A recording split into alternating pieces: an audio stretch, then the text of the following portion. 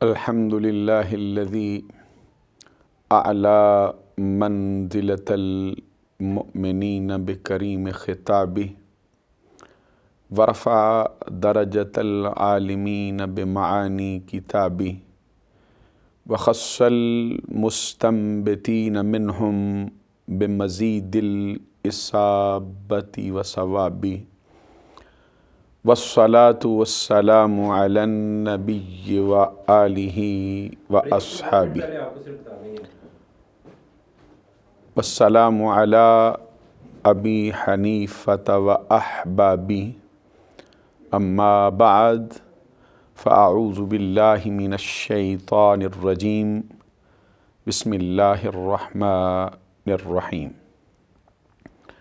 إن الدين عند الله الإسلام قال تبارك وتعالى ومن يبتغي غير الإسلام دينا فلن يقبل منه وهو في الآخرة من الخاسرين قال تبارك وتعالى هو الذي أرسل رسوله بالهدى ودين الحق ليظهره على الدين كله وقال تبارك وتعالى يا أيها الذين آمنوا ادخلوا في السلم كافة ولا تتبعوا خطوات الشيطان إنه لكم عدو مبين صدق الله العظيم إن الله وملائكته يصلون على النبي يا أيها الذين آمنوا صلوا عليه وسلموا تسليما الصلاة والسلام عليك يا رسول الله وعلى آلك وأصحابك يا حبيب الله الله رب محمد صلى عليه وسلم نحن عباد محمد صلى عليه وسلم صلاة وسلاما عليك يا رسول اللہ۔ محترم و مکرم حاضرین و سامعین، آج ہماری گفتگو کا موضوع ہے اسلام اور اس کے تقاضے۔ اپنی گفتگو کی وضاحت کے لیے میں نے قرآن مجید کے 4 مختلف مقامات سے اس کے کچھ حصے تلاوت کرنے کا شرف و اعزاز حاصل کیا ہے۔ 2 کا تعلق قرآن مجید کی سورہ آل عمران سے ہے اور 1 کا تعلق سورہ صف سے ہے اور 1 کا تعلق سورہ بقرہ سے ہے۔ انہی کے پیش نظر میں اسلام اور اس کے تقاضوں کے حوالے سے چند معروضات آپ کی خدمت عالیہ میں پیش کرنے کا ارادہ رکھتا ہوں۔ اللہ تبارک و تعالی اپنی پاکیزہ کتاب قرآن مجید میں اسلام کی حقانیت واضح کرتے ہوئے فرماتا ہے ان الدین عند اللہ الاسلام، بے شک اللہ کے نزدیک پسندیدہ ترین دین اسلام ہے۔ اسلام کے علاوہ کوئی اور دین رب ذوالجلال کی بارگاہ میں پسند نہیں ہے۔ یہی سبب ہے کہ حضرت آدم علیہ السلام سے لے کر حضرت عیسیٰ روح اللہ کلمۃ اللہ تک جتنے نبی جتنے رسول جلوہ فرما ہوئے ہیں، سب کا دین اسلام ہے۔ حضرت آدم علیہ السلام بھی اسلام ہی کے نمائندے ہیں۔ حضرت ادریس علیہ السلام کا دین بھی اسلام ہے۔ حضرت نوح علیہ السلام بھی اسلام ہی کے رسول ہیں۔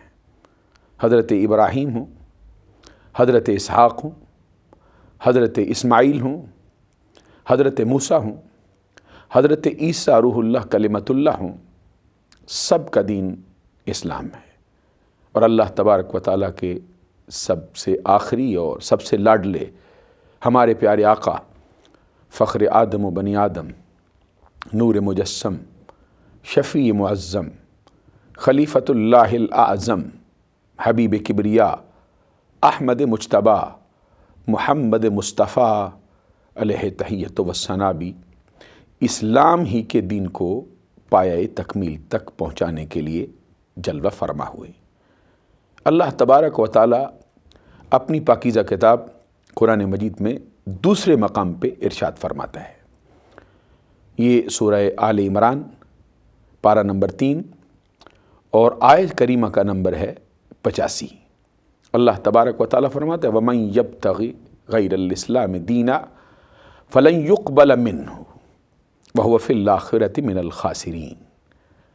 جو شخص دین اسلام کے علاوہ کسی اور دین کی تلاش کرے، چاہے وہ کتنا دلکش ہو، چاہے کتنا ہی خوبصورت ہو، چاہے ظاہری طور پر اس کے کتنے محاسن ہوں، کتنی خوبیاں ہوں، اول سے لے کر آخر تک دیکھنے والوں کی آنکھوں میں وہ محاسن اور خوبیوں سے مالا مال ہو، بھرا پڑا ہو، اللہ تبارک و تعالی فرماتا ہے کتنا ہی خوبصورت ہو، اسلام کے علاوہ جو شخص اسلام کے علاوہ کسی اور دین کی تلاش کرتا ہے، وَمَن يَبْتَغِ غَيْرَ الْإِسْلَامِ دِينًا فَلَن يُقْبَلَ مِنْهُ، کوئی صورت رب ذوالجلال کی بارگاہ میں اس کے قبول ہونے کی نہیں ہے۔ فَلَن يُقْبَلَ مِنْهُ، ہرگز اس سے وہ قبول نہیں کیا جائے گا۔ وَهُوَ فِي الْآخِرَةِ مِنَ الْخَاسِرِينَ، اور ایسا کرنے والا شخص، دین اسلام کو چھوڑ کر کسی اور راستے کو اپنانے والا، قیامت کے دن گھاٹا پانے والوں میں سے ہوگا۔ یوں کہیے کہ آخرت میں اس کا کوئی حصہ نہیں ہے۔ ایک مقام پہ اللہ تبارک و تعالی اس دین کی حقانیت کو واضح کرتے ہوئے فرماتا ہے، یہ سورہ صف ہے، پارہ نمبر 28 اور آیت کا نمبر ہے 9۔ اللہ تبارک و تعالی فرماتا ہے هو الذی ارسل رسولہ بالہدی ودین الحق لیظہرہ علی الدین کلہ۔ وہ وہی ہے۔ یہاں پر اللہ تبارک و تعالی نے یہ نہیں فرمایا کہ هو اللہ الذی، کہ وہ اللہ وہ ہے، ارسل رسولہ جس نے اپنے رسول کو بھیجا، بلکہ یہاں پہ فرمایا هو الذی، وہ وہی ہے۔ وہ کون ہے؟ ارسل رسولہ، جس نے اپنے رسول کو بھیجا۔ الذی اسم موصول ہے اور اس کا ازالہ صلے سے ہوتا ہے، تو موصول آپ نے ملاحظہ کر لیا، وہ وہی ہے۔ ارسل رسولہ، اس کے صلے کے طور پہ یہ آ رہا ہے کہ جس نے اپنے رسول کو بھیجا۔ کس انداز کے ساتھ بھیجا، کس شان کے ساتھ بھیجا، اس کے آنے کا انداز کیا ہے اور وہ کیا لے کے آ رہا ہے۔ اللہ رب العزت خود فرماتے ہیں بالہدا ودین الحق، ہدایت کے ساتھ جلوہ فرما ہو رہا ہے اور سچے دین کو لے کے جلوہ فرما ہو رہا ہے۔ اس سے پتہ چلتا ہے کہ ہدایت اور اسلام، ہدایت اور صاحب اسلام، ہدایت اور آمنہ کے لال لازم و ملزوم ہے۔ یہ نہیں ہو سکتا کہ کوئی شخص ہدایت کو تلاش کرنا چاہے اور ان کے دروازے کے بغیر ہدایت اس کا مقدر ہو جائے۔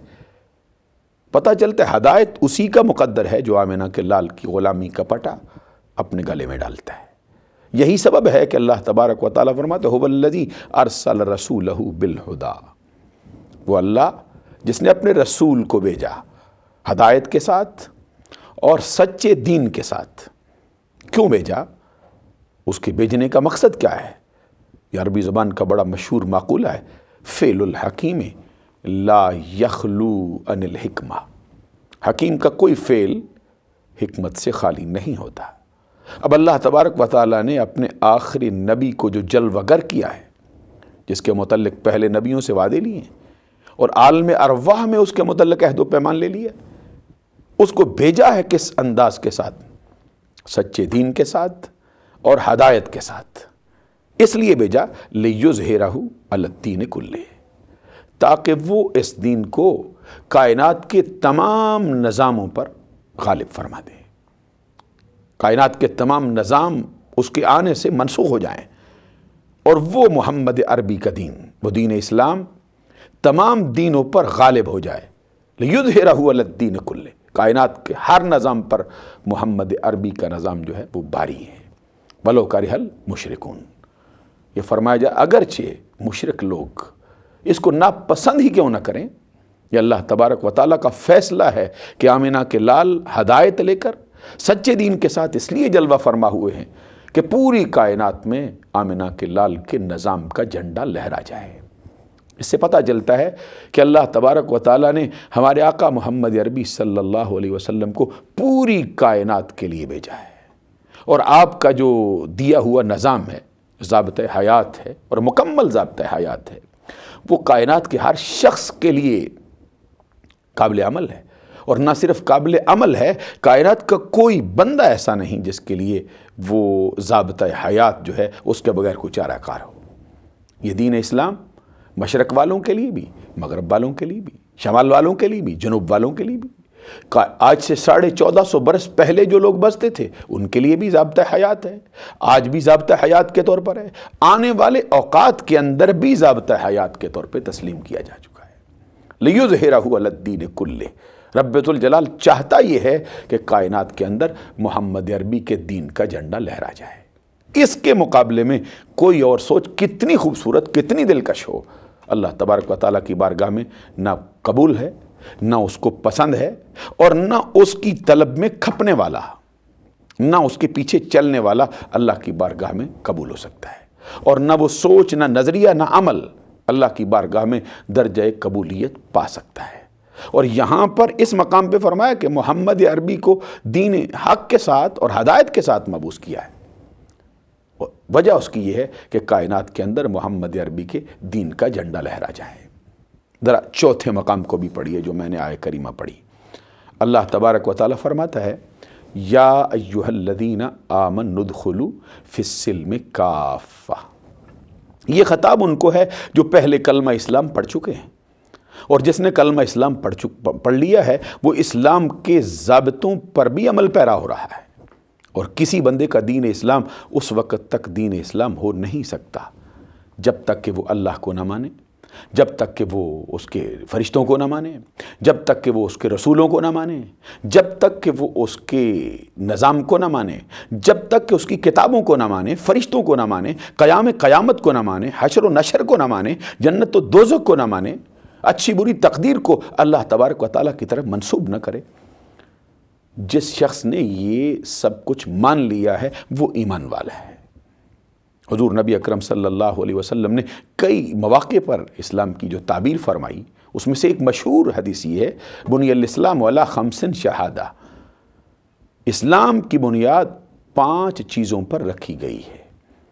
اشہد ان لا الہ الا اللہ وان محمد رسول اللہ، سب سے پہلی بات اس میں یہ ہے کہ بندہ توحید و رسالت کی گواہی دے، اللہ کے سوا کوئی عبادت کے لائق نہیں ہے، اور حضور نبی اکرم صلی اللہ علیہ وسلم اللہ کے آخری رسول ہیں۔ اس کے بعد نماز قائم کرے، زکوٰۃ ادا کرے، اور رمضان المبارک کے روزے رکھے، استطاعت کی صورت میں خانہ کعبہ کا حج کرے۔ تو جو بندہ ان ساری چیزوں کو مان چکا ہے، سر تسلیم خم کر چکا ہے، وہ بندہ ایمان والا ہے۔ اور یہاں پہ اللہ تبارک و تعالیٰ اہل ایمان کو خطاب فرماتا ہے، کیا؟ یا ایہا الذین آمنوا ادخلوا فی السلم کافہ، اے ایمان والو اسلام میں پورے کے پورے داخل ہو جاؤ۔ پتہ چلتا ہے کہ کلمہ اسلام پڑھ لینے کے بعد بھی کچھ تقاضے ہیں جس کی طرف توجہ کرنا ضروری ہے۔ اسلام کے بنیادی عقائد کو سمجھنا اور اس پر عمل پیرا ہونا اور اس کے جو احکامات ہیں اس کو ماننا، اس کے بعد بھی اللہ تبارک و تعالیٰ نے کچھ تقاضے ایسے رکھے ہیں جن کو پیش نظر رہنا از حد ضروری ہے۔ اے ایمان والو اسلام میں پورے کے پورے داخل ہو جاؤ۔ ان کو خطاب ہے جو پہلے اللہ کو بھی مان چکے ہیں، رسول کو بھی مان چکے ہیں، غلامی مصطفیٰ کا پٹا اپنے گلے میں ڈال چکے ہیں۔ پھر فرمایا ادخلوا فی السلم کافہ، اہل ایمان اسلام میں پورے کے پورے داخل ہو جاؤ۔ یہ کافہ کیا ہے؟ الکافۃ المانعۃ، یہ عربی لغت و ادب میں اس کا جو معنی لکھا ہے الکافہ المانع، جس طرح کہ حضور نبی اکرم صلی اللہ علیہ وسلم کا اپنا فرمان ہے ارسلت الی الخلق کافہ، کہ مجھے اللہ تبارک و تعالیٰ کی طرف سے پوری کائنات کے لیے رسول بنا کر مبعوث کیا گیا ہے۔ جس طرح قرآن مجید میں اللہ تبارک و تعالیٰ نے خود اپنے نبی صلی اللہ علیہ وسلم کی یہ شان بیان فرمائی ہے، وَمَا أَرْسَلْنَاكَ إِلَّا كَافَّةً لِلنَّاسِ بَشِيرًا وَنَذِيرًا، اے محبوب ہم نے آپ کو نہیں بھیجا ہے مگر جمیع انسانوں کے لیے، کائنات کے تمام انسانوں کے لیے خوشخبری سنانے والا اور ڈر سنانے والا بنا کے بھیجا ہے۔ یہ جو ادخلوا فی السلم کافہ، کافہ کا معنی کیا ہے؟ الکافۃ المانعۃ، کافہ وہ ہے جو کائنات کی ہر چیز کو اپنے گھیرے میں لیتا ہے، کوئی شے ایسی نہیں جو اس سے باہر جا سکے، ہر چیز کو اپنے حصار میں بند کرتا ہے، ہر چیز کو اپنے اندر روک لیتا ہے، اسی لیے کافہ کہلاتا ہے۔ اسی لیے اللہ تبارک و تعالیٰ فرماتے ادخلوا فی السلم کافہ، اسلام میں پورے کے پورے داخل ہو جاؤ، آدھے نہیں، چوتھا حصہ نہیں، آدھا تیتر آدھا بٹیر رب ذوالجلال کی بارگاہ میں شرف قبولیت کو نہیں پہنچتا ہے۔ سر کے بالوں سے لے کر پاؤں کے ناخنوں تک، زندگی کی ہر ادا میں، زندگی کے ہر انداز میں، زندگی کے ہر کروٹ میں، زندگی کے ہر پہلو میں، اٹھنے میں، بیٹھنے میں، چلنے میں، پھرنے میں، رشتہ داری میں، عزیز و اقارب کے ہاں رہنے سہنے میں، موت میں، زندگی میں، غم میں، خوشی میں، کائنات کا کوئی گوشہ ایسا نہیں جو اس کو گھیرتا نہ ہو۔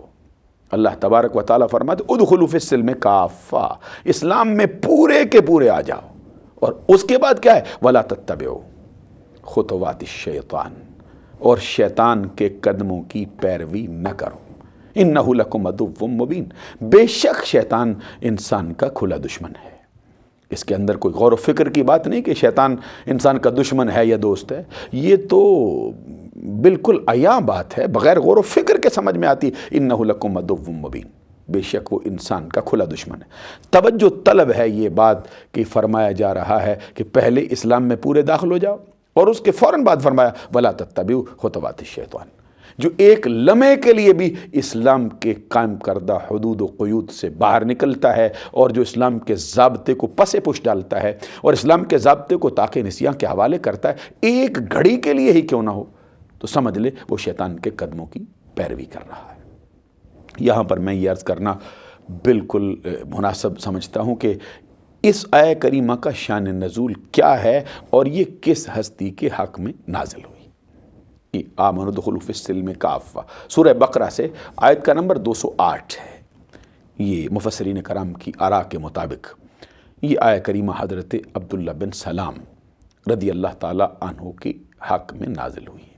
عبداللہ بن سلام وہ شخص ہیں جو حضور نبی اکرم صلی اللہ علیہ وسلم کے صحابہ میں سے بڑی عظیم ترین ہستی ہیں، اور نسب کا جہاں تک تعلق ہے یہ حضرت یوسف بن یعقوب بن اسحاق بن ابراہیم علیہ السلام کی نسل سے ہیں، اور بذات خود ان کی کنیت بھی ابو یوسف ہے، اور سرزمین مدینہ کے بہت بڑے عالم دین تھے، یہودی نسل کے۔ جب حضور نبی اکرم صلی اللہ علیہ وسلم مکہ المکرمہ سے ہجرت فرما کر شہر مدینہ میں جلوہ فرما ہوئے تو یہودیوں نے سب سے پہلے جس شخص کو اپنا نمائندہ بنا کر حضور نبی اکرم صلی اللہ علیہ وسلم کو پرکھنے کے لیے، آپ کی آزمائش کے لیے، آپ کو جانچنے کے لیے کہ آپ معاذ اللہ سچے ہیں یا جھوٹے ہیں، یہ پرکھنے کے لیے عبداللہ بن سلام کو بھیجا کہ جب تم دیکھ کے آؤ، تم اس سے سوال و جواب کرو، اور میں آپ کی خدمت عالیہ میں یہ بات عرض کروں کہ آپ کی نبی کی عظمتوں کا حال کیا ہے۔ جس محمد عربی کا کلمہ آپ پڑھتے ہیں، اللہ تبارک و تعالیٰ نے ان کو ظاہری حسن جو عطا کیا ہے اس کی عظمت کا بھی کیا کہنا۔ حضرت عبداللہ بن سلام آئے، ایک روایت میں آتا ہے آتے ہی نبی اکرم صلی اللہ علیہ وسلم کے چہرہ زیبا پر نظر ڈالی، صرف سرکار کا چہرہ دیکھا، چہرہ مصطفیٰ کی تلاوت کی، نہ سوال کیا ہے نہ جواب لیا ہے، زبان سے کچھ بھی نہیں کہا، واپس لوٹ گئے۔ یہودیوں نے پوچھا تمہیں بھیجا تھا اس کو پرکھنے کے لیے، تمہیں بھیجا تھا ان کو آزمانے کے لیے، اور تم بغیر سوال و جواب کے لوٹ آئے ہو۔ اس کے جواب میں عبداللہ بن سلام نے رضی اللہ تعالیٰ عنہ نے جو جواب دیا ہے، اگر امت مسلمہ اس کو آب زر سے لکھتی، سونے کے پانی سے بھی لکھیں تو خدا کی قسم اس کی قیمت ادا کرنا ہمارے بس کی بات نہیں۔ حضرت عبداللہ بن سلام کہتے ہیں میں جو اس چہرہ زیبا کو دیکھ آیا ہوں، اس کی عظمت کا یہ حال ہے، اس پر رب کی رحمت کے جو انوار برستے ہیں، اس پر رب ذوالجلال کی رحمتوں کا جو نزول ہوتا ہے، اس چہرے کی جو چمک ہے، اس چہرے کو جس کے ساتھ تشبیہ دی جا سکتی ہے، اس کے لیے میں اتنا ہی عرض کرتا ہوں۔ عبداللہ بن سلام کہتے ہیں واللہ ان وجہہ لیس بوجہہ کذاب، اللہ کی قسم وہ چہرہ کسی جھوٹے شخص کا نہیں ہے۔ اللہ اکبر، قربان جائیں آمنہ کے لال صلی اللہ علیہ وسلم کی عظمتوں کا حال یہ ہے کہ اللہ تبارک و تعالیٰ نے چہرہ ہی ایسا عطا کیا ہے کہ جس کی بھی نظر ان کے چہرے پہ پڑ جائے، اگر وہ سلیم الفطرت دل رکھتا ہے تو وہ پکار اٹھے گا کہ یہ اللہ کے سچے نبی۔ یہی سبب ہے کہ حضور نبی اکرم صلی اللہ علیہ وسلم کے چہرہ زیبا کے متعلق جب حضرت ابو ہریرہ رضی اللہ تعالیٰ عنہ سے پوچھا جاتا ہے کہ آپ کا چہرہ کیسا ہے، تو حضور نبی اکرم صلی اللہ علیہ وسلم کے پیارے صحابی حضرت ابو ہریرہ جو جواب دیتے ہیں، کہتے ہیں واللہ باللہ ثم تاللہ کأن الشمس تجری فی وجہہ، اللہ کی قسم، اللہ کی قسم، اللہ کی قسم، سرکار کے چہرے کو دیکھ کے ایسا لگتا تھا جیسے کائنات کا سورج اسی چہرے میں جاری و ساری رہتا ہے۔ اور جب حسن مصطفیٰ کی بات حضرت انس بن مالک سے پوچھی جاتی، فرماتے ہیں واللہ کأن وجہہ ورقۃ مصحف، اللہ کی قسم آقا کونین صلی اللہ علیہ وسلم کے چہرے کو دیکھ کے ایسا لگتا جیسے کسی نے قرآن کھول کر ہماری آنکھ کے سامنے رکھ دیا ہو۔ حضور نبی اکرم صلی اللہ علیہ وسلم کے چہرہ زیبا کی تبانی کی بات کرتے ہوئے جو امام اہل سنت امام احمد رضا نے نذرانہ پیش کیا ہے، فرماتے کاف گیسو ہا دہن یا ابرو آنکھیں عین صاد، کاف ہا یا عین صاد ان کا ہے چہرہ نور کا، شمت دل مشکات تن سینہ زجاجہ نور کا، تیری صورت کے لیے آیا ہے سورہ نور کا۔ اور پھر وجد میں ڈوب کے آگے بھی کلام کر گئے ہیں، تیری نسل پاک میں ہے بچہ بچہ نور کا، تو ہے عین نور تیرا سب گرانہ نور کا۔ عزیزان گرامی قدر، میں جو بات عرض کر رہا تھا، یہودیوں نے اصرار کیا حضرت عبداللہ بن سلام سے کہ تم تو دیکھ آئے ہو، تمہارے لیے ہم نے تمہیں اپنا نمائندہ بنا کے بھیجا ہے، تم ہماری طرف سے گئے ہو، اس کو پرکھو اس کا حال کیا ہے۔ امام بخاری رحمۃ اللہ علیہ نے اپنی صحیح میں حضرت انس بن مالک رضی اللہ تعالیٰ عنہ کی مرویات سے یہ مشہور حدیث نقل کی ہے۔ یہ بذات خود امام ابو عبداللہ محمد بن اسماعیل بن ابراہیم بن مغیرہ الشعبی الجافی الشافی السنی رحمۃ اللہ تعالیٰ علیہ، یہ 194 ہجری میں پیدا ہوئی، 256 ہجری میں ان کا وصال ہوا ہے۔ اور نواب صدیق حسن بھوپالی ابجد العلوم کے اندر ان کے متعلق لکھتے ہیں کہ یہ میدان تقلید میں امام محمد بن ادریس شافی کے مقلد ہیں، اور امام محمد بن ادریس شافی بذات خود جس کا شاگرد ہے اس کا نام امام محمد بن حسن شیبانی ہے، اور امام محمد بن حسن شیبانی جس کے دروازے پر اپنی جھولی پھیلا کر علم کی خیرات مانگتا ہے، جس کو اپنی ذات کے لیے مسائل کا مشکل کشا سمجھتا ہے، وہ کون ہے؟ اس کا نام نامی اسم گرامی امام الائمہ سراج الامہ امام اعظم ابو حنیفہ نعمان بن ثابت رضی اللہ تعالیٰ عنہ کی ذات والا صفات۔ اس سے پتہ چلتا ہے کہ امام بخاری کی صحیح بھی امام اعظم ابو حنیفہ کے فیض سے خالی نہیں ہے۔ حضرت امام بخاری رحمۃ اللہ علیہ نے یہ حدیث حضرت انس بن مالک کی مرویات سے نقل کی ہے۔ کہتے ہیں کہ حضرت عبداللہ بن سلام بارگاہ مصطفیٰ میں آئے پرکھنے کے لیے، اور سرکار کی بارگاہ میں آ کے کیا عرض کرتے؟ یا رسول اللہ انی سائلک عن ثلاث لا یعلمہن الا نبی، میں آپ سے 3 سوال کرنے کا ارادہ رکھتا ہوں، اور میں آپ کی خدمت میں عرض کر دینا چاہتا ہوں کہ میرے ان 3 سوالوں کا جواب سچے نبی کے کوئی بھی نہیں دے سکتا ہے۔ لا یعلمہن الا نبی، پتہ چلتا ہے کہ عبداللہ بن سلام کی علم کا بھی کیا کہنا تھا، حضور نبی اکرم صلی اللہ علیہ وسلم کی بارگاہ میں حاضر ہونے سے بھی پہلے ان کو جو اللہ تبارک و تعالیٰ نے اپنی رحمت کا حصہ عطا کیا تھا۔ آئے آتے ہی سوال کیا، پہلا سوال کیا ہے؟ فما اول اشراط الساعہ، آقا یہ سوال پوچھنا چاہتا ہوں کہ بتائیے کہ قیامت کی نشانیوں میں سب سے پہلی نشانی کیا ہے؟ دوسرا سوال حضرت عبداللہ بن سلام نے کیا، کہتے ہیں یا رسول اللہ فما اول طعام اہل الجنہ، یہ بتائیے کہ جنت والوں کا کھانا سب سے پہلا کیا ہے؟ اگلا جو حصہ ہے اس کا کہ تیسرا سوال کیا تھا، اس کو میں ابھی थोड़ी देर के बाद ब्रेक के लिए जा रहे हैं और ब्रेक के बाद इंशाअल्लाह फिर हाज़िर होंगे और हमारी गुफ्तगू का सिलसिला जारी रहेगा। मुख्तसर से वक्फे के लिए चलते हैं, उसके बाद इंशाअल्लाह गुफ्तगू जारी रहेगी।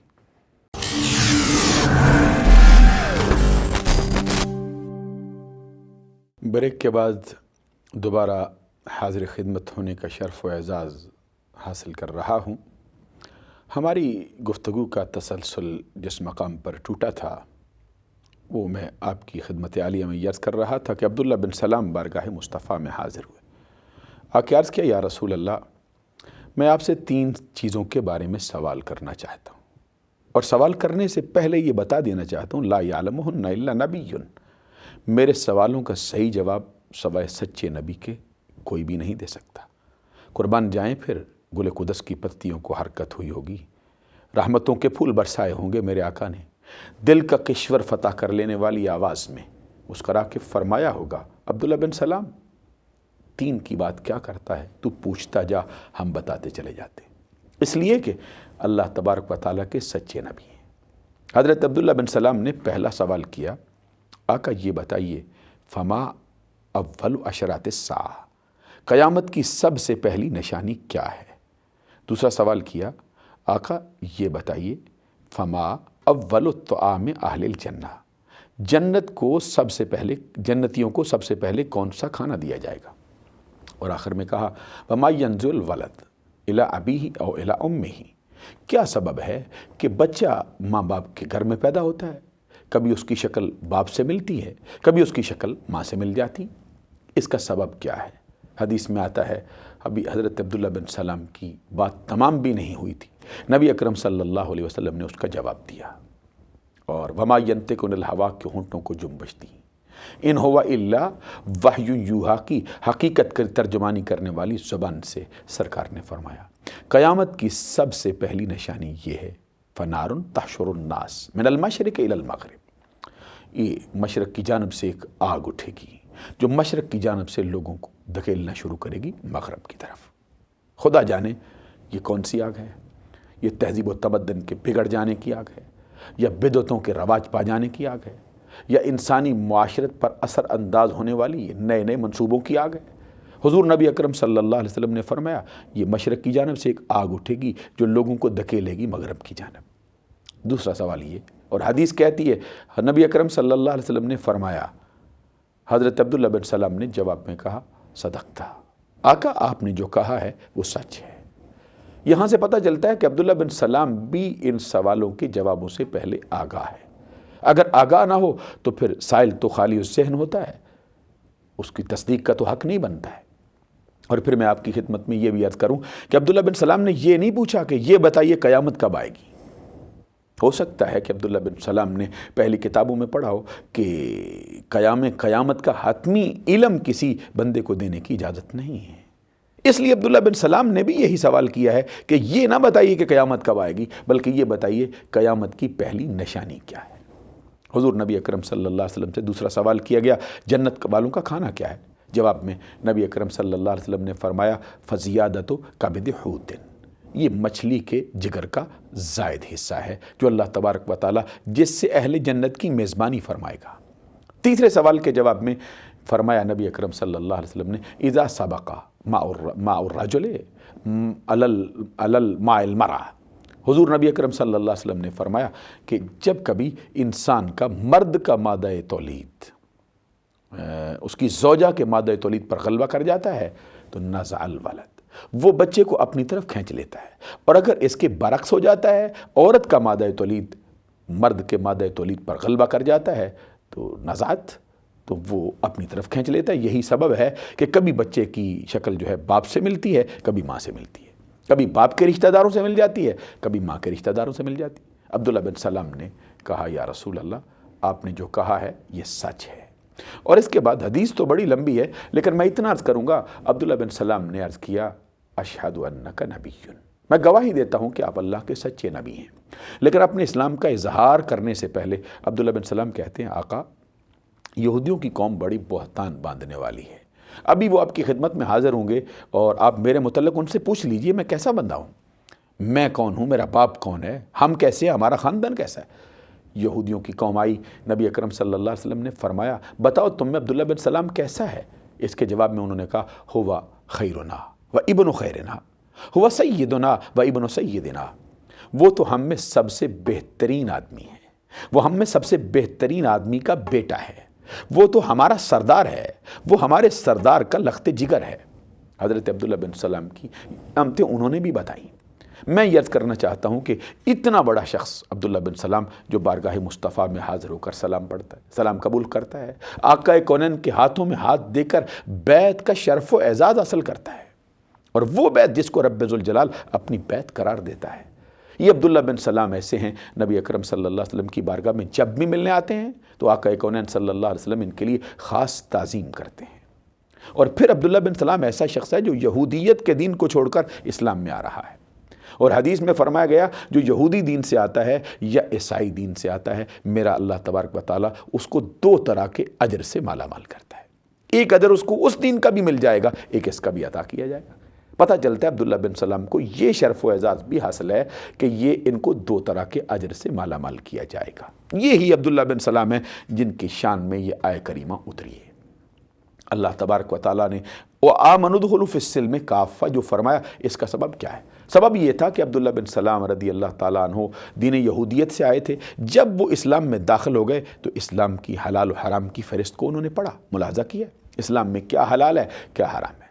دیکھتے ہیں کہ یہودی دین میں ہفتے کی تعظیم کی جاتی ہے، اہل اسلام کے ہاں اس کو عام دنوں کی طرح ایک دن ہی مانا جاتا ہے۔ یہودیوں کے دین کے ہاں یہ جو گوشت ہے اونٹ کا، اس کا کھانا جائز نہیں ہے، اور اونٹ کا دودھ پینا بھی جائز نہیں ہے، جبکہ اہل اسلام کے ہاں اس کا کھانا فرض نہیں ہے، اس کا کھانا واجب نہیں ہے، فقط یہ بات ہے کہ وہ جائز ہے، اونٹ کا گوشت کھانا جائز ہے، اونٹ کا دودھ پینا جائز ہے۔ عبداللہ بن سلام کے دل میں ایک خیال آ گیا، وہ خیال کیا تھا کہ کیوں نہ اسلام کو قبول کرنے کے بعد میں اس دین کی تعظیم کو بھی اپنے ذمہ ڈالوں۔ یہ نہیں سمجھتا کہ میں اونٹ کا گوشت جائز نہیں سمجھتا ہوں یا اونٹ کے دودھ کو پینا جائز نہیں سمجھتا ہوں، میں مباح سمجھتا رہوں گا، حلال سمجھتا رہوں گا، لیکن پیوں گا نہیں۔ میں ہفتے کے دن کی تعظیم اسی طرح کرتا رہوں گا، اہل اسلام کی طرح کا نظریہ نہیں اپناؤں گا۔ دل میں ابھی خیال آیا ہی تھا کہ کیوں اسلام کے اندر ہوتے ہوئے اس دن کی بھی تعظیم ہو جائے۔ ادھر ان کے دل میں خیال آتا ہے، ادھر آمنہ کے لال کو خبر ہو جاتی۔ قربان جائیں حضور نبی اکرم صلی اللہ علیہ وسلم کو اللہ تبارک و تعالیٰ نے کس طرح کے علم سے مالا مال فرمایا ہے، کس طرح کی عقدہ کشائیاں اس قلب اطہر پر ہوتی ہیں۔ اللہ تبارک و تعالیٰ کے فضل و کرم کا حال ان کی ذات اقدس پہ کیا ہے۔ نبی اکرم صلی اللہ علیہ وسلم کو اللہ تبارک و تعالیٰ نے خبر دے دی، سرکار نے عبداللہ بن سلام کو بلایا، بلا کے فرمایا عبداللہ بن سلام تو اپنے دل میں کیا خیال لاتا ہے؟ یہ پوچھتا کون ہے؟ وہ ذات اقدس پوچھ رہی ہے جن کو اللہ تبارک و تعالیٰ نے سینے میں آنے والی بات سے پہلے ہی آگاہ کر دیا ہے۔ میں اپنی گفتگو میں یہ بتا بھی دینا چاہتا ہوں کہ نبی اکرم صلی اللہ علیہ وسلم کے علم کا حال یہ ہے کہ تمہارے دل میں خیال آئے، آمنہ کے لال کو خبر ہو جاتی۔ یہ بھی امام بخاری رحمۃ اللہ علیہ نے اپنی صحیح جلد پہلی صفحہ نمبر 56 پر حدیث نقل کی ہے حضرت ابو ہریرہ رضی اللہ تعالیٰ عنہ کی مرویات سے کہ حضور نبی اکرم صلی اللہ علیہ وسلم نے نماز پڑھائی ہے، اور نماز پڑھانے کے بعد خروج بسنہ ادا کیا ہے۔ خروج بسنہ کا مطلب ہے ارادے کے ساتھ نماز سے باہر نکلنا۔ اور جب سرکار نے سلام پھیرا، صحابہ کرام کو اپنے قریب بلایا۔ بلانے کا سبب یہ تھا کہ ان سے دوران نماز ایک ایسا فعل سرزد ہو گیا جو نماز کی شان کے لائق نہ تھا۔ سرکار نے سب کو قریب بلا کے فرمایا کیا سمجھتے ہو میں صرف آگے ہی دیکھتا رہتا ہوں؟ یہ حضور نبی اکرم صلی اللہ علیہ وسلم کے الفاظ ہیں، واللہ انی لاراکم من وراء ظہری، اللہ کی قسم میں تو اپنی پشت کے پیچھے بھی دیکھتا رہتا ہوں۔ یہ امام بخاری رحمۃ اللہ علیہ کے الفاظ ہیں، اور اساکر الملت والدین امام مسلم بن حجاج بن مسلم قشیری نیشہ پوری رحمۃ اللہ علیہ نے اپنی صحیح مسلم کے اندر جو روایت نقل کی ہے اس کے یہ الفاظ ہیں، حضور نبی اکرم صلی اللہ علیہ وسلم نے فرمایا واللہ انی لاراکم من امامی وخلفی، اللہ کی قسم جس طرح میں آگے دیکھتا ہوں اس طرح میں پیچھے بھی دیکھتا رہتا ہوں۔ اور امام بخاری رحمۃ اللہ علیہ کے دوسرے الفاظ ہیں واللہ ما یخفا علی رکوعکم ولا خشوعکم، اللہ کی قسم میری نظر سے نہ تمہارا رکوع پوشیدہ رہتا ہے نہ تمہارا خشوع پوشیدہ رہتا ہے۔ اب رکوع تو سب کو سمجھ آتا ہے، خشوع کیا ہے؟ خشوع انسان کے اعضاء و جوارح پہ طاری ہونے والی حالت کا نام نہیں ہے، بلکہ خشوع وہ ہے جو انسان کے دل پہ اترتا ہے، اس کا منطقی نتیجہ یہ ہے کہ یوں کہیے کہ حضور نبی اکرم صلی اللہ علیہ وسلم یہ فرما رہے ہیں، ارے تیرے دل میں خیال آئے، آمنہ کا لال اس کو بھی جانتا ہے، تیرے دل میں خیال گزرے آمنہ کے لال کو، اس کی بھی خبر ہو جاتی۔ تو وہ ہستی سرکار دو جہاں حضرت عبداللہ بن سلام سے فرماتے تو دل میں کیا خیال آ رہا تھا؟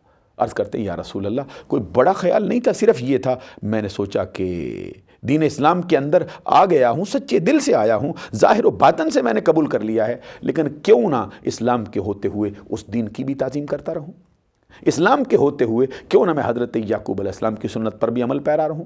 اور یہ یعقوب علیہ السلام نے ہی اپنے اوپر جو اونٹ کا گوشت ہے اس کا کھانا چھوڑا تھا، جس طرح کہ قرآن مجید میں اللہ تبارک و تعالیٰ فرماتا ہے کل الطعام کان حلا لبنی اسرائیل الا ما حرم اسرائیل علی نفسہ، سارے کے سارے کھانے بنی اسرائیل والوں پر یعنی اولاد یعقوب پر حلال تھے، مگر وہ کھانا جس کو یعقوب علیہ السلام نے اپنے اوپر حرام کیا تھا۔ یہ جو کھانا حضرت یعقوب علیہ السلام نے اپنے اوپر روک لیا تھا یہ اونٹ کا گوشت ہے۔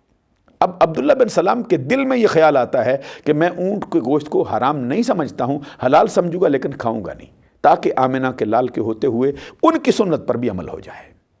اب میں یہ بتانا چاہتا ہوں کہ حضرت عبداللہ بن سلام جس کے پیچھے جاتے ہیں وہ کوئی معمولی درجے کی ہستی نہیں ہے، وہ خود بھی نبی ہیں، بیٹا بھی نبی ہے، باپ بھی نبی ہے، دادا بھی نبی ہے، چچا بھی نبی۔ حضرت ابراہیم کے بیٹے اسحاق ہیں، اسحاق کے بیٹے یعقوب ہیں، یعقوب کے لخت جگر حضرت یوسف علیہ السلام، وہ یوسف جن کے بارے میں قرآن کہتا ہے کہ انہوں نے کہا تھا اذهبوا بقمیصی ھذا فالقوہ علی وجہ ابی یأتی بصیرا، میرے جسم کا کرتا لے جاؤ میرے نبینا باپ کی آنکھوں پہ ڈالو، اس کی نبینا آنکھیں روشن ہو جائیں گی۔ جس کے بیٹے کی عظمت کا یہ حال ہے ان کا باپ ہے یعقوب۔ حضرت یعقوب علیہ السلام کی سنت پر جانا چاہتے تھے، نبی اکرم صلی اللہ علیہ وسلم نے فرمایا تیرے دل میں یہ خیال آیا آمنہ کے لال کے ہوتے ہوئے یعقوب کے پیچھے جاتا ہے؟ اللہ تبارک و تعالیٰ نے تو تجھے زجر فرمایا ہے، اللہ تبارک و تعالیٰ نے تو تجھے جھڑک دی ہے، کن الفاظ کے ساتھ آمنوا ادخلوا فی السلم کافہ، اے ایمان والو اسلام میں پورے کے پورے داخل ہو جاؤ، ولا تتبعوا خطوات الشیطان، اور جو پورا نہیں اترتا ہے اسلام میں پورے کا پورا داخل نہیں ہوتا ہے، سر کے بالوں سے لے کر پاؤں کے ناخنوں تک، گھر کی دہلیز سے لے کر بازار تک، لین دین کے معاملات تک اور تجارتی امور کے معاملے میں، معاشی مسائل کے اعتبار سے، سیاست کے میدانوں میں کوئی ایک میدان بھی ایک لمحے کے لیے اسلام سے ہٹ جاتا ہے تو فرمایا ولا تتبعوا خطوات الشیطان، شیطان کی قدموں کی پیروی کر رہا ہے وہ بندہ۔ حضرت عبداللہ بن سلام سے کہا کہ یہ جو تیرے دل میں خیال آیا ہے کہ محمد کے ہوتے ہوئے، آمنہ کے لال کے ہوتے ہوئے، ہمارے محبوب کے ہوتے ہوئے تو یعقوب علیہ السلام کی سنت کو اپنائے، اس سوچ کا جو محور ہے وہ کدھر سے ہے؟ وَلَا تَتَّبِعُوا خُطُوَاتِ الشَّيْطَانِ، شیطان کے قدموں کی پیروی نہ کر۔ شاید میں سمجھا نہیں سکا ہوں، اس کے لیے میں ایک اور ہستی کا تذکرہ آپ کی خدمت میں پیش کرنا چاہتا ہوں۔ وہ ہستی کون سی ہے؟ حضرت فاروق اعظم رضی اللہ تعالی عنہ۔ شان کیا ہے؟ مطلوب رسول ہیں، شان کیا ہے؟ مراد رسول ہیں۔ تمام صحابہ نبی اکرم صلی اللہ علیہ وسلم کے مرید ہیں، حضرت عمر فاروق کو یہ مرتبہ حاصل ہے، مرید بھی ہیں مراد بھی ہیں، تمام صحابہ سرکار کے طالب ہیں۔ عمر بن خطاب کو یہ مرتبہ حاصل ہے کہ وہ بیک وقت طالب بھی ہیں مطلوب بھی ہیں، اور انہی کی شان ہے۔ حضور نبی اکرم صلی اللہ علیہ وسلم نے فرمایا الحق ینطق علی لسان عمر، عمر تیری زبان پر میرا رب خود گفتگو جاری فرماتا ہے، اور الشیطان یفر من ذل عمر، عمر تیرے سائے سے بھی شیطان بھاگ جاتا ہے۔ خود حضور نبی اکرم صلی اللہ علیہ وسلم کا اپنا فرمان ہے انا خاتم النبیین ولا نبی بعدی، لو کان بعدی نبی لکان عمر، میں آخری نبی ہوں، مجھ پر نبوت کا دروازہ بند ہو گیا، میرے بعد اگر نبوت کا سفر جاری رہتا ہونے والا نبی عمر کے سوا کوئی اور نہ ہوتا۔ یہ حضرت عمر بن خطاب کو یہ درجہ بھی حاصل ہے کہ حضرت عمر بن خطاب کے قبول اسلام پر آسمانی کائنات پر بھی خوشیاں منائی گئی ہیں۔ حدیث میں آتا ہے حضور نبی اکرم صلی اللہ علیہ وسلم کی بارگاہ میں جب حضرت عمر بن خطاب نے آ کے اسلام قبول کیا، ادھر انہوں نے کلمہ پڑھا، ادھر جبرائیل امین بھی حاضر ہو گئے۔ سرکار نے پوچھا کیسے آیا ہے؟ کہتے قد استبشر الیوم یا محمد باہل السماء اسلام عمر، آقا عمر کے قبول اسلام پر آسمانی کائنات پر بھی ہنگامہ شوق برپا ہو گیا ہے، آسمانی کائنات پر بھی گویا کہ خوشیوں کے شادیانے بج رہے ہیں۔ حضرت عمر بن خطاب کو یہ شرف و اعزاز حاصل ہے۔ سیرت ابن حشام نے لکھا ہے حضرت عمر کے قبول اسلام پر، ان کی آمد پر نعرہ تکبیر کسی اور نے نہیں، خود رب ذوالجلال کے پیارے محبوب نے، ہمارے آقا محمد عربی نے بلند کیا تھا۔ چشم تصور نے یہ منظر کبھی نہیں دیکھا ہے کہ امتی آئے اور نعرہ نبی خود لگا رہا ہو۔ حضرت عمر بن خطاب رضی اللہ تعالیٰ عنہ کی مرتبے اور ان کی شخصیت کا اندازہ آپ اس بات سے بھی لگا سکتے ہیں کہ حضرت عمر فاروق رضی اللہ تعالیٰ عنہ نبی اکرم صلی اللہ علیہ وسلم کے وہ امتی ہیں جن کے بارے میں نبی اکرم صلی اللہ علیہ وسلم کے بہت سے فرمودات موجود ہیں، اور حدیث میں آتا ہے حضرت عمر بن خطاب کے لیے نبی اکرم صلی اللہ علیہ وسلم نے جو دعا مانگی ہے، اللہم اعز الاسلام بعمر بن الخطاب، اے مولا میرے دین اسلام کو عزت دے عمر بن خطاب کے قبول اسلام سے۔ حالانکہ قرآن کہتا ہے وَلِلَّهِ الْعِزَّةُ وَلِرَسُولِهِ وَلِلْمُؤْمِنِينَ، عزت اللہ کے لیے، اس کے رسول کے لیے، عزت اہل ایمان کے لیے۔ اب ہر کوئی اسلام سے عزت پاتا ہے، لیکن آقا کونین فرماتے ہیں ہر کوئی اسلام سے عزت پاتا ہے، لیکن میرا دین اسلام جس سے عزت پاتا ہے وہ خطاب کا بیٹا عمر ہے، مولا عطا کر دے۔ اور میں آپ کی خدمت عالیہ میں وہ حدیث بھی عرض کرنا چاہتا ہوں جس کو سن کے آپ کا جگر جو ہے اس پر رکت طاری ہوگی۔ اگر آپ کے سینے میں پتھر کا ٹکڑا نہ ہوا، گوشت کا لوچڑا ہوا، تو آپ متاثر ہوئے بغیر نہیں رہ سکیں گے۔ نبی اکرم صلی اللہ علیہ وسلم نے ایک موقع پر یہ بھی فرمایا واللہ ما بؤس واللہ ان لو لم ابعث لبؤس عمر بن الخطاب رضی اللہ تعالیٰ عنہ۔ حضور نبی اکرم صلی اللہ علیہ وسلم فرماتے ہیں اللہ کی قسم اگر میں نبی نہ ہوتا، اگر میں مبعوث نہ کیا جاتا تو عمر جو ہے اس کو مبعوث کیا جاتا۔ یوں معنی بھی کیا جا سکتا ہے کہ حضرت عمر بن خطاب کے متعلق فرمایا اگر میں نبی نہ ہوتا تو میری جگہ پر رب جس کو نبی بنا کے بیچتا خطاب کا بیٹا عمر ہوتا۔ اتنی عظمتیں رکھتا ہے عمر بن خطاب، اسلام کے لیے عزت کا سبب ہے۔ حضور نبی اکرم صلی اللہ علیہ وسلم فرماتے ہیں مجھے خواب کے اندر لوگ دکھائے گئے، میں نے دیکھا لوگوں نے قمیض پہنے، کسی کے قمیض کا حال یہ ہے اس کے گھٹنے تک ہے، کسی کا ناف تک ہے، کسی کا سینے تک ہے، کسی کا گردن تک ہے۔ حضور نبی اکرم صلی اللہ علیہ وسلم فرماتے ہیں میں نے عمر بن خطاب کو بھی دیکھا ہے خواب کے اندر، سر کے بالوں سے لے کر پاؤں کے ناخنوں تک اس کو قمیض پہنا گیا۔ تو پوچھا صحابہ اکرام نے سرکار اس قمیض سے مراد آپ کیا لیتے ہیں، اس کی تعبیر کیا ہے؟ آقا کونین نے فرمایا دین۔ پتہ چلتا ہے کسی کا دین اس کے گھٹنے تک ہے، ناف تک ہے، کسی کا اس کے سطر تک ہے، کسی کا اس کے سینے تک ہے، لیکن قربان جائیں عمر بن خطاب کے مرتبے کا حال یہ ہے کہ ان کا دین جو ہے وہ سر کے بالوں سے لے کر پاؤں کے ناخنوں تک، سارے کا سارا دین کے لبادے میں چل رہا ہے۔ اب میں یہ بتانا چاہتا ہوں اتنی بڑی ہستی جو اسلام کے لیے عزت کا سبب ہو، جس کی آمد پر نعرہ خود آمنہ کے لال لگا رہے ہوں، جس کے بارے میں فرمایا جا رہا ہو اگر میں نبی نہ ہوتا، میرے بعد نبوت کا سفر جاری رہتا، تو پھر یہ ہونے والا نبی عمر کے سوا کوئی اور نہ ہوتا۔ مسند امام احمد بن حنبل میں امام احمد بن حنبل نے خود حدیث نقل کی ہے کہ ایک مرتبہ حضرت عمر بن خطاب رضی اللہ تعالیٰ عنہ تورات پڑھ رہے تھے، اور یہ تورات جو پڑھ رہے تھے یہ جھوٹی تورات نہیں تھی، یہ سچی تورات تھی۔ تورات کا وہ حصہ جو سچائی پر مبنی تھا اس میں کوئی چیز شامل نہیں کی گئی۔ حضرت عمر بن خطاب کہتے ہیں میں پڑھ رہا تھا، اسی دوران آقا کونین صلی اللہ علیہ وسلم کی جلوہ گری ہو گئی۔ سرکار دو جہاں صلی اللہ علیہ وسلم نے آتے ہی مجھ سے فرمایا، حضرت عمر بن خطاب کہتے ہیں میں پڑھ رہا تھا، سرکار نے مجھے ملاحظہ کیا، دیکھا تو سرکار کا چہرہ سرخ ہو گیا، جلالت کے آثار آ گئے، اور سر سے لے کر پاؤں تک حضور نبی اکرم صلی اللہ علیہ وسلم غصے کی وجہ سے تھر تھرا رہے تھے، کانپ رہے تھے۔ کہتے مجھ سے کوئی بات سرکار نے نہیں فرمائی ہے، فوراً واپس پلٹ گئے۔ اب حضرت عمر بن خطاب کے دل پہ کیا بیتی ہوگی کہ سرکار تشریف بھی لائیں، حضرت عمر بن خطاب کو یہ پڑھتے دیکھیں اور لوٹ جائیں۔ حضرت عمر بن خطاب کہتے ہیں میں سرکار کے جلال کی وجہ سے کانپ گیا، جلدی میں نے تورات کا حصہ اپنی جگہ پہ رکھا، بارگاہ مصطفیٰ میں حاضر ہوا۔ لبیک و سعدیک یا رسول اللہ، آقا غلام آج حاضر ہے۔ سرکار دو جہاں صلی اللہ علیہ وسلم نے فرمایا عمر کہاں تھا؟ کہتے ہیں یا رسول اللہ میں تو تورات پڑھ رہا تھا۔ آقا کونین صلی اللہ علیہ وسلم نے فرمایا وہی تورات ہے نا جو اللہ کے نبی حضرت موسیٰ کے دل پہ اتری۔ اب میں یہاں پہ یہ بتانا چاہتا ہوں اگر یہ تورات اصلی نہ ہوتی، اس کا جو حصہ تھا، تو نبی اکرم کو فرمانا چاہیے تھا کہ یہ تو صحیح ہے نہیں ہے، یہ تو سچی نہیں ہے، تو کیا پڑھ رہا تھا؟ آقا کونین صلی اللہ علیہ وسلم نے فرمایا وہی تورات جو حضرت موسیٰ کے دل پہ اتری۔ حضرت عمر بن خطاب نے اس بات میں سر ہلا دیا، عرض کہ یا رسول اللہ وہی ہے۔ آقا کونین صلی اللہ علیہ وسلم نے اس وقت جو جملے ارشاد فرمائے وہ سنیے، اور توجہ سے سنیے اور گوش ہوش سے سنیے۔ نبی اکرم صلی اللہ علیہ وسلم فرماتے ہیں اللہ کی قسم واللہ لو کان موسیٰ حیا ما وسعہ الا اتباعی، اللہ کی قسم آج اگر صاحب تورات موسیٰ بھی زندہ ہوتا وہ بھی تورات چھوڑ کے محمد کا قرآن پڑھتا۔ تو تورات کے پیچھے کدھر بھاگ رہا ہے؟ خود موسیٰ بھی اگر آج زندہ ہوتا تو وہ بھی تیرے نبی کے قدموں کی پیروی کرتا۔ وہ بھی تیرے نبی کے پیچھے پیچھے چلتا۔ عزیزان گرامی قدر، میں یہ بتانا چاہتا ہوں، عبداللہ بن سلام معمولی سے دل میں خیال لائیں، قرآن سے آیت اترتی ہے، ان کو جھڑک پڑتی ہے۔ حضرت عمر بن خطاب صرف تورات کو پڑھیں، حالانکہ اللہ کا کلام ہے، اللہ تبارک و تعالیٰ کا سچا کلام ہے، اس کو پڑھیں، آقا کونین صلی اللہ علیہ وسلم کا چہرہ سرخ ہو جائے، جلالت کے آثار آ جائیں، معمولی سی بات برداشت نہ ہو، اور آقا کونین خود فرمائیں اگر موسیٰ بھی صاحب تورات بھی زندہ ہو، وہ بھی محمد کی پیروی پر مجبور کیا جائے۔ میں یہ بتانا چاہتا ہوں آپ کی خدمت عالیہ میں کہ اتنی معمولی سی بات سے جو اسلام کے ضابطے سے ہٹتا ہے، جو اسلام کے دائرے سے باہر نکلتا ہے، اللہ تبارک و تعالیٰ اس کو جھڑک دیتا ہے، چاہے اس نے آقا کونین کے ہاتھ میں ہاتھ دے کر بیعت ہی کیوں نہ کی ہو، چاہے وہ اسلام کے لیے عزت کا باعث کیوں نہ ہو۔ تو جب اتنی بڑی ہستیوں کا یہ معاملہ ہے تو آج ہم کدھر جا رہے ہیں؟ ہمارے تہذیب و تمدن کا حال کیا ہے؟ ہمارے طرز معاشرت کا حال کیا ہے؟ ہمارے معاشی نظام کا حال کیا ہے؟ ہمارے ہاں میدان سیاست میں کیا کیا ہو رہا ہے؟ گھر سے لے کر اور جو ہماری پارلیمنٹ کے اعلیٰ عہدے تک ہمارے ہاں کیا ہو رہا ہے؟ ہمارے سر کے بالوں سے لے کر پاؤں کے ناخنوں تک ہمارا حال کیا ہے؟ ہماری مسجد کے اندر اسلام ہے، باہر نکلتے ہیں بازار میں اسلام نہیں ہے۔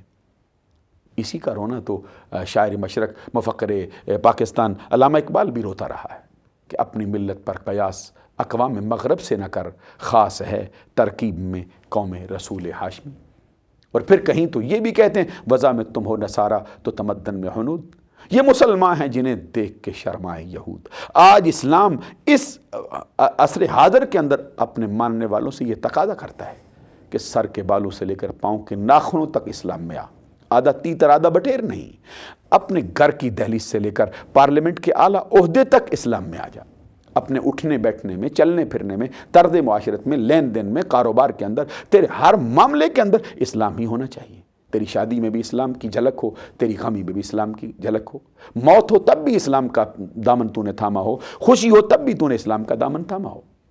اسلام کے بغیر کوئی اس کا اہل اسلام سے اسلام اس بات کا تقاضا کرتا ہے کہ ہر لمحہ ہر گھڑی اسلام کا دامن تھاما جائے، کسی شعبے سے اس کا تعلق ہو، استاد کی بات ہو، والدین کی بات ہو، شاگردوں کی بات ہو، خواتین کی بات ہو، بچیوں کی بات ہو، ماؤں کی بات ہو، بہنوں کی بات ہو، بیٹیوں کی بات ہو، کوئی شعبہ ہو اس میں جس نے اسلام کو چھوڑا، اسلام کو چھوڑ کر کسی اور کو اپنایا، چاہے وہ کتنی بڑی ہستی کیوں نہ ہو، اللہ تبارک و تعالیٰ کی بارگاہ میں وہ کبھی بھی شرف قبولیت سے مالا مال نہیں ہو سکتا۔ میں اپنے تمام حاضرین سے اور تمام اپنے ناظرین سے یہ گزارش کرتا ہوں کہ اسلام تم سے یہ چاہتا ہے کہ اب پورے کے پورے اسلام میں داخل ہو جاؤ، اور ساتھ ہی فرمایا جو پورا نہیں آئے گا وَلَا تَتَّبِعُوا خُطُوَاتِ الشَّيْطَانِ، سمجھ لے وہ شیطان کے قدموں کی پیروی کر رہا ہے۔ إِنَّهُ لَكُمْ عَدُوٌّ مُّبِينٌ، بے شک شیطان جو ہے وہ انسان کا کھلا دشمن ہے۔ اللہ تبارک و تعالیٰ کی بارگاہ میں دعا کرتا ہوں کہ وہ ہم کو عمل کی توفیق عطا فرمائے اور ہمیں آقا کونین کی سنت کے سانچے میں ڈل جانے کی توفیق سے مالا مال فرمائے۔ ہمارے ہاں جو طرز معاشرت چل رہی ہے، جو لین دین کے معاملے میں، کاروباری مسائل میں، دیگر امور کے اندر جو مسئلہ چل رہا ہے، اس کے اندر بھی ہم کو اسلام کو اپنانے کی توفیق سے مالا مال فرمائے۔ اللہ تبارک و تعالیٰ ہم سب کا حامی و ناصر ہو، اور اللہ تبارک و تعالیٰ ہماری دنیا و آخرت درست فرمائے۔ وآخر دعوایا ان الحمد للہ رب العالمین۔